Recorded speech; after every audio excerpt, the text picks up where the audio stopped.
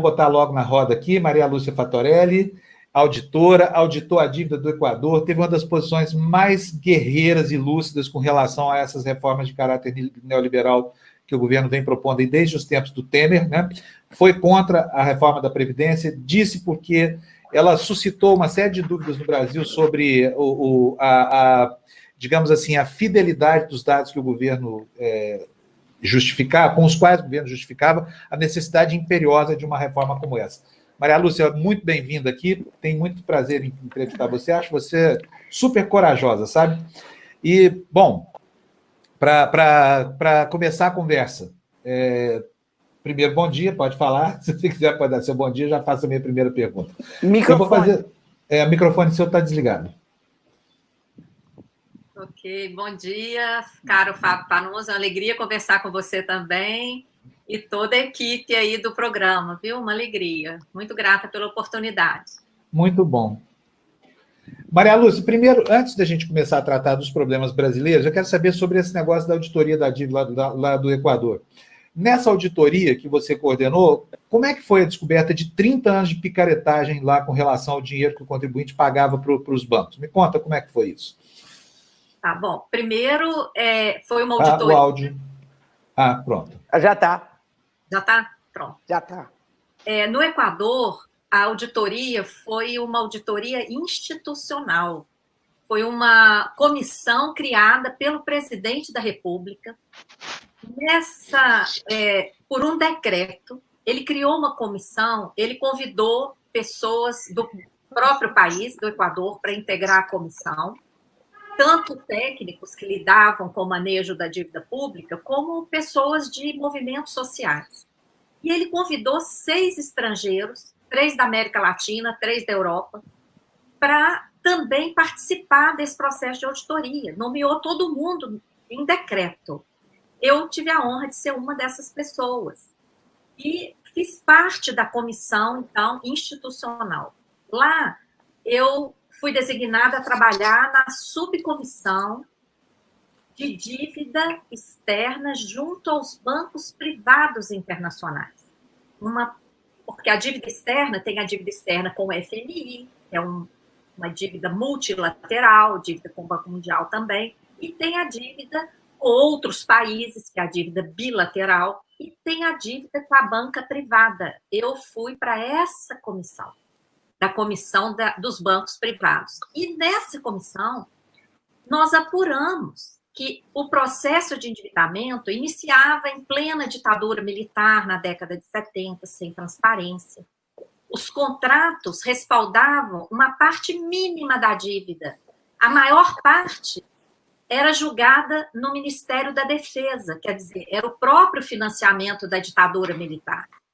Depois, essa dívida se multiplicou por ela mesma várias vezes, porque os bancos internacionais, que ao mesmo tempo eram credores, e eles é que controlavam as taxas de juros internacionais, porque eles é que comandavam o Fed, o Banco Central Americano, comandam até hoje, e a Associação de Bancos de Londres, que respectivamente cuidavam da LIBOR e da Prime, e que regiam esses contratos internacionais. Esses bancos alteraram as taxas de juros de cerca de 4%, 5% para mais de 20%.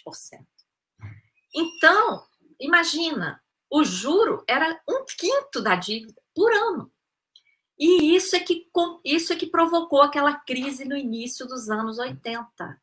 Nesse contexto de crise fabricada por essa multiplicação das taxas, vem o FMI.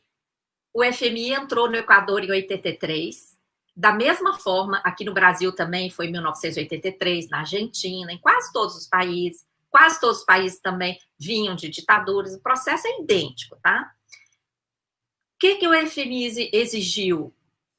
Que o país transferisse todas as dívidas externas junto a bancos privados.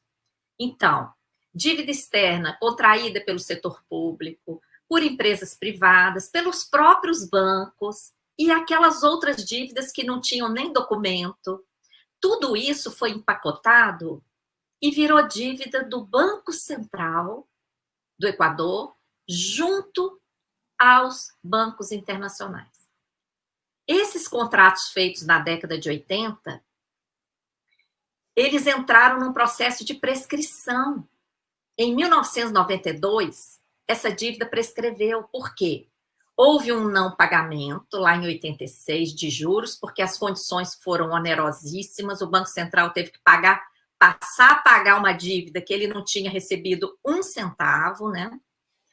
E essa prescrição aconteceu em 1992, e no processo de auditoria, nós localizamos o documento de renúncia a essa prescrição.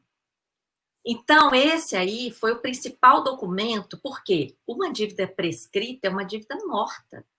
E nenhuma autoridade tem poder para ir lá e fazer um acordo e ressuscitar essa dívida. Esse dinheiro é do povo, é da nação. Então, esse processo extremamente nulo, né, resultou em que essa dívida ressuscitada, essa dívida que tinha prescrito e foi revalidada, ela foi negociada no chamado Plano Brady, em Luxemburgo, em 94, e transformou aquela dívida em títulos. Esses títulos passaram depois por outras negociações, porque eram títulos totalmente ilegítimos, e é importante ressaltar que o processo no Brasil foi idêntico, tá? E só que lá foi tudo documentado em auditoria. O presidente Rafael Correia deu maior respaldo, tanto político como em todos os sentidos, para a gente obter a documentação. E ele chamou a si um ato soberano. Quando finalizou o processo, ele submeteu o nosso relatório a crivo jurídico nacional e internacional, e, diante do respaldo jurídico, ele fez uma chamada aos detentores dos títulos, da seguinte forma: olha, aqui tem uma nulidade flagrante, quem quiser, eu tenho o dinheiro aqui, eu vou recomprar os títulos por no máximo 30% do valor. Quem quiser, apresenta o título. Quem não quiser, pode entrar na justiça e o país vai se defender com esse relatório de auditoria que diz que o Equador já tinha pago muito mais do que devia. 95% dos detentores dos títulos entregaram os títulos, nunca entraram na justiça contra o Equador. O Equador teve um alívio no pagamento da dívida impressionante. Vocês podem olhar os dados da CEPAL. O Equador entrou num processo de desenvolvimento socioeconômico impressionante, não sofreu rejeição de credores, pelo contrário, passou a ter acesso a créditos muito mais baratos, porque teve a sua situação fiscal equacionada. Então, foi um processo impressionante, resultou em benefício para a população, para o país, para o desenvolvimento socioeconômico, porque os investimentos em saúde e educação triplicaram, os investimentos em estradas e outros passaram a acontecer, e esse processo todo mostrou a eficiência, a eficácia de uma auditoria, né? Milton? Sim, eu queria colocar uma pergunta, Maria Lúcia, sobre uma notícia que nos chegou ontem, de que o presidente da Câmara, Rodrigo Maia, neste exato momento, espera um texto pronto da reforma tributária para votação na segunda quinzena de agosto, ou seja, a toque de caixa. Segundo ele, a reforma é uma peça-chave para a retomada econômica do país no período do pós-pandemia, e então a gente se pergunta qual reforma tributária? E o presidente da Câmara acredita que já há um entendimento sobre a importância da simplificação do sistema tributário e garantia de segurança jurídica para gerar mais competitividade às empresas brasileiras. Ou seja, é uma reforma tributária que deverá favorecer as empresas e não será uma reforma tributária para mais justiça fiscal. Eu queria a sua opinião sobre isso. Você tem razão. Infelizmente, os projetos que já estão no Congresso e os debates que a gente tem visto são no sentido, o que eles chamam de simplificação? Eles chamam de simplificação atualmente a transformação dos tributos sobre o consumo, que em âmbito federal existe o IPI, que é um imposto, e existem as contribuições sociais, principalmente a COFINS, Contribuição para o Financiamento da Seguridade Social, e o PIS. No âmbito dos estados, tem o ICMS, dos municípios, o ISS. Uma das propostas era juntar tudo isso, o que iria afetar drasticamente a autonomia dos estados e municípios de legislar sobre os seus tributos de sua competência. E isso significa um problema enorme, porque aqueles compromissos de repassar um percentual que a União assume na hora de aprovar a lei, muitas vezes, na prática, eles não são cumpridos. Está aí o exemplo da Lei Candir. Quando foi aprovada a Lei Candir, uma lei federal que deu isenção de ICMS, que é um imposto estadual, para exportações de commodities, né, minerais, produtos agrícolas, etc. Qual era o compromisso da União? Olha, eu preciso dos dólares da exportação. Então, os estados vão dar essa isenção, vão perder receita, mas a União vai recompensar. Para resumir, ao longo dos anos, os estados têm, até 2016, que é o dado do CONCEFAZ, que é um dado oficial, estimavam um crédito de quase 600 bilhões, até 2016. 600 bilhões. Acabou de ser feito um acordo agora no Supremo, os estados vão receber pouco mais de 60 bilhões. Então, essa simplificação, ela tem que ser olhada com muito cuidado. Tem a questão do federalismo envolvida, tem também a questão do financiamento da Seguridade Social, que era justamente um dos pontos em que a gente batia mais por ocasião da proposta de reforma da Previdência, porque a Seguridade Social ela tem sido altamente sustentável. E o que está nessa reforma? A transformação da COFINS e do PIS, que são contribuições sociais vinculadas constitucionalmente ao financiamento da Seguridade Social, ao transformá-las no imposto, alguns chamam de novo IVA, outros chamam de outros nomes, mas ao transformá-la em imposto, muda a natureza do tributo. Deixa de ser contribuição e passa a ser imposto. E qual que é a principal diferença? Contribuição é vinculada.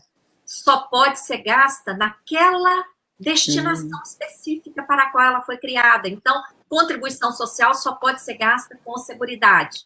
Por isso é que existia a DRU, a desvinculação, para desvincular, para tirar o dinheiro vinculado à seguridade e gastar com o juro da dívida, não é? Agora, essa simplificação, eles querem fazer isso para beneficiar, mais uma vez, o pagamento de juro, porque todas as outras despesas estão submetidas à emenda do teto, a emenda constitucional 95. Tá, todas as despesas submetidas a um teto de gasto. A única despesa que pode gastar acima do teto é a despesa financeira com a dívida. Senhora Maria Lúcia, eu devia ter ouvido a senhora falar a vida inteira, porque eu estou entendendo coisas que eu nunca entendi agora com a sua explicação tão precisa e tão simples. Voltando à questão da outra dívida do Equador e então, também fazendo uma analogia com a brasileira, a gente parece que não aprende com todos esses problemas, e me parece que há um motivo muito simples que a gente nunca aprendeu e continua sem aprender. E é porque os governadores, os prefeitos, os deputados, todos eles querem gastar, e gastar além da conta, não importa se isso criar inflação ou não criar, porque eles querem ganhar também. Vamos ser honestos, é mais ou menos isso que acontece. O pessoal quer botar um pouquinho no bolso, isso é da natureza do nosso sistema político e mental no Brasil. Então, a gente tinha uma coisa chamada responsabilidade fiscal, que foi criada foi uma vitória do povo brasileiro, mas parece que não foi muito apreciada e logo em seguida a gente começou a desrespeitá-la sistematicamente, até o ponto que ela passou, agora já não importa mais, e voltou tudo para trás. O quanto é importante a senhora acha essa responsabilidade fiscal? Porque me parece que todas essas dívidas são criadas muito em função, me parece, eu não sei se isso é realmente verdade, em função desses gastos descontrolados, vamos fazer uma obra aqui, vamos fazer uma obra lá, e depois não são concluídas e o dinheiro já foi e tal. Bárbara, eu te agradeço aí pelos comentários, por sua pergunta, porque a ideia que está na cabeça de todos nós é que dívida é isso. Dívida é resultado de gastança desordenada. Isso é o que está na nossa cabeça, porque na vida pessoal é assim. Na vida pessoal, como é que as pessoas se endividam? Quando elas vão lá e saem comprando loucamente no cartão de crédito, depois não tem como pagar, ou pega dinheiro emprestado, gasta mal, o investimento que ela fez deu errado. Então, na nossa vida pessoal é assim. E a gente fica achando que, no caso da dívida pública, também é assim. Eu vou te dar um exemplo. No caso da dívida dos estados, nós fizemos um levantamento, inclusive vou mostrar aqui, vou fazer uma propaganda, e eu não ganho nada com isso, viu? Porque esse livro aqui está esgotado. É um dos únicos livros sobre a dívida dos estados no Brasil. Tá? Não tem bibliografia para começo de conversa. Então, ninguém sabe, porque não tem nem onde buscar informação. A Auditoria Cidadã está completando 20 anos e nós é que vamos dar presentes. Então, esse livro, o PDF dele, vai estar livre na nossa página para todo mundo que quiser olhar. Uhum. Nesse livro, a gente levantou os dados da dívida dos estados desde a origem. Essa dívida, ela começa a aparecer como uma transformação, inclusive, de dívidas federais, daqueles contratos da década de 80, em que o Banco Central assumiu o ônus. Uhum. Uma parte daquilo ali, depois, foi distribuído para os estados. Então, olha aqui, vamos puxar o fio dessa meada. Uma dívida que cresce em função da alta dos juros, e grande parte dela você nem sabe a contrapartida. Foi Ministério da Defesa, tá? Na época da ditadura. Essa dívida se multiplica por conta da alta do juro imposta pelos próprios credores. Sim. Depois faz um embrulho totalmente sem transparência, e esse embrulho passa a ser dívida, obrigação do Banco Central junto ao exterior. Esse embrulho, que aconteceu, um embrulho em 83, um conjunto de contratos, outro em 84, outro em 86, outro em 88. Esse de 88 foi, em grande parte, distribuído para os estados. Então, os estados tinham uma dívida própria relativamente pequena. Uhum. Tá? Eles foram impactados por essa distribuição de dívidas externas, acordos do Banco Central, distribuiu para os estados. Depois disso, os estados foram fortemente impactados pela política monetária federal. Uhum. O governo federal é que estabelece, por exemplo, o Banco Central é que estabelece o patamar da Selic, da taxa básica de juros. No início da década de 90, com a desculpa de controlar a inflação, por que eu falo desculpa? Porque taxa de juro não tem a ver com a inflação. A inflação aqui no Brasil, historicamente, é provocada pelo aumento da gasolina, do gás de cozinha, do plano de saúde, das outras tarifas todas de energia, água, etc, etc. Então, com a desculpa de controlar a inflação, no início da década de 90, o Banco Central colocou taxas de juros exorbitantes. Naquela época, os estados ainda podiam emitir seus títulos. No final da década de 80, o próprio Tesouro Nacional encorajou os estados a emitir títulos próprios. Aí eu te pergunto, se o próprio governo federal emitia títulos com taxa de juro de 30%, 20% de juros, os estados tinham que emitir com taxas superiores a isso. E mais, na década de 90, a União refinanciou as dívidas dos estados, já empacotadas, já majoradas por essa política monetária federal. E o que a União fez quando refinanciou? Somou o passivo dos bancos estaduais. Então, aqueles bancos estaduais que foram privatizados, para o Itaú, para o Bradesco, etc., Santander, compraram os bancos estaduais só o filé. Ficaram com as agências, com a carteira de credores, com os créditos a receber, com todo o patrimônio, mas o passivo daqueles bancos ficou para o governo. Virou dívida dos estados. Os estados não receberam um tostão. Essas dívidas eram dívidas, às vezes, de bancos. Em Alagoas, que foi feita uma auditoria, era dívida dos usineiros lá, que eram, ao mesmo tempo, os políticos que mandavam no Estado. Então, Bárbara, por isso é que a gente luta por uma auditoria. Na hora que fizer a radiografia, muito pouca coisa é dívida mesmo.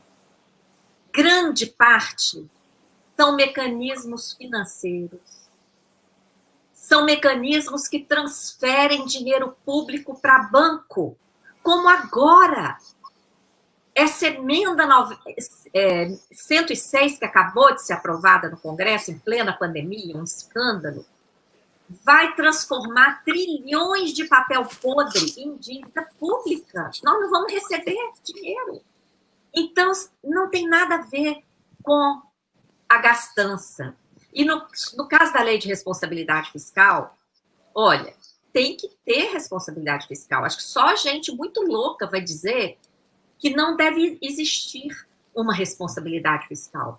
Tem que existir responsabilidade fiscal, tem que existir transparência, tem que existir prestação de contas para a população que paga a conta. Agora, o que está lá na lei de responsabilidade fiscal? No artigo 7º, fala que todo prejuízo do Banco Central com a política monetária dele, quer dizer, ele pode fazer isso, por exemplo, gastar trilhões para comprar papel podre de bancos. Por quê? O que está escrito lá na lei de responsabilidade fiscal? Artigo 7º. Todo prejuízo do Banco Central é transferido para o Tesouro Nacional. E como é que o Tesouro Nacional cobre isso? Emite título da dívida. Então, a maior parte da nossa dívida é isso, é o custo da política monetária. Não tem nada a ver. O próprio TCU, Tribunal de Contas da União, já falou em audiência pública no Congresso Nacional que a dívida interna brasileira, que agora tem mais de 6 trilhões, não tem contrapartida em investimentos no Brasil. Nem investimento ruim, não. Não tem investimento. Tem uma parte... E o que a gente faz com esse Banco Central? Como é que faz? O que a gente faz a respeito do Banco Central? Olha, primeiro, ele não pode ser independente como é, porque ele já é independente para tomar suas decisões, porém, com dinheiro público. Ele tem prerrogativa de cuidar das finanças do país às custas do erário, aí fica muito fácil. E o projeto que está lá no Congresso, de colocá-lo como totalmente independente, é mais grave ainda. Por quê? nem vai precisar de passar pelo Congresso, por exemplo, para aprovar uma emenda como essa que foi aprovada. Ele mesmo vai tomar a decisão das operações que ele vai fazer. Ele vai ser um órgão à parte, autônomo do Estado, porém, cuidando das finanças públicas? Como assim? Não é? Maria Lúcia, Deus deixa eu do te céu, falar. socorro. Olha só, eu fico muito impressionado com as suas falas. Infelizmente, essa aqui é a primeira entrevista que a gente faz com você. Eu tenho grande apreço pela racionalidade dos seus argumentos. Assim, e é óbvio que essa entrevista não termina nunca, se a gente for tratar de todos os assuntos, mas o nosso tempo acabou. Eu já vou deixar o convite engatilhado para você voltar aqui. Nós precisamos falar sobre esse 1 trilhão e 200 bilhões dos bancos, do Guedes para os bancos. Qual é o investimento produtivo que isso gera? Tem um monte de perguntas. A Gina queria perguntar, a Ju queria perguntar, todo mundo. Não vai dar tempo. Mas vamos marcar uma próxima desde já? Porque aqui na área de chat, se você for ler os comentários, você vai ver que o pessoal considera as suas falas uma aula. Eu também considero. Tenho muito apreço pelas suas falas e adorei ouvir você aqui na TV Democracia. Vamos combinar a outra, então? Vamos sim, estou à disposição, agradeço. E olha, é fundamental que esse assunto seja explicado assim, de forma fácil, que todo mundo entenda. Por quê? Hoje mesmo saiu a notícia da regulamentação dessa compra de papel podre pelo Banco Central. A notícia está toda misturada. Quem não está estudando a fundo o assunto não vai entender. Até a gente que está estudando o assunto tem que colorir lá o que é uma coisa e o que é outra, para dar para entender. Então, a gente faz esse trabalho cidadão, porque nós entendemos que compreender as finanças é fundamental para a democracia. Não é? Então, se a TV Democracia, a compreensão das finanças é fundamental para isso. Porque a gente Olha, ditadura do capital.